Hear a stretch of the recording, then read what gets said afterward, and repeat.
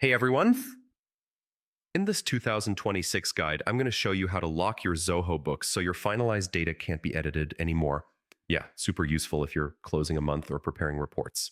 So, first, open your browser and log into Zoho Books. Once you're on the dashboard, look over to the left side menu and click Settings at the bottom.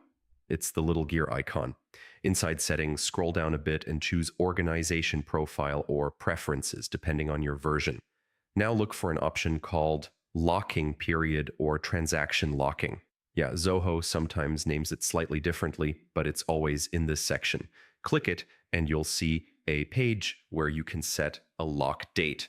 This date tells Zoho Books that no transactions before this day can be edited, deleted, or adjusted. It basically freezes your accounting data. So pick the date you want, usually the end of a month or year, and then hit Save or Apply Lock. Zoho will confirm it, and once it's locked, nobody can make changes unless you unlock it again. If you ever need to unlock your books, just come back to the same page and remove or update the lock date.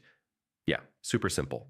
And that's really all you need to do to lock Zoho Books and protect your finalized financial records. Oh, and thanks for watching, and feel free to like and subscribe.